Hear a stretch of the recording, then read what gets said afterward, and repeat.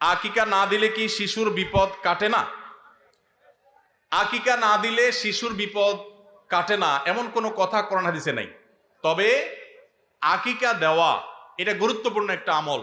আল্লাহ কাউকে পুত্র সন্তান দান করলে 2টি ছাগল, আর কন্যা সন্তান দান করলে 1টি ছাগল জবে করা, এটা নবীজি সাল্লাল্লাহু আলাইহি সাল্লামের সুন্নাহ।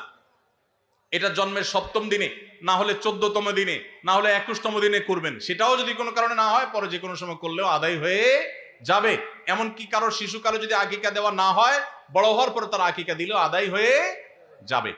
এই আকিকা এটা না দিলে যে বিপদ কাটে না এরকম কোনো কথা নাই। তবে হ্যাঁ, বিভিন্ন হাদিসে নবী সাল্লাল্লাহু আলাইহি সাল্লাম বলেছেন, কুল্লু গুলামিন মুরতাহানুন বিআকিকাতিহি, বাচ্চার এটা আকিকার উপরে সে অনেকটা ডিপেন্ডেন্ট থাকে।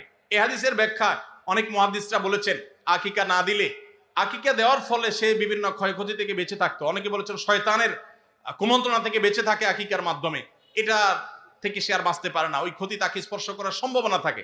তবে কেউ আকিকা দিতে পারলো না, অন্য কোনো আমল করলো তার সন্তানের জন্য, আল্লাহ তাআলা তাকে সেভ করতে পারেন।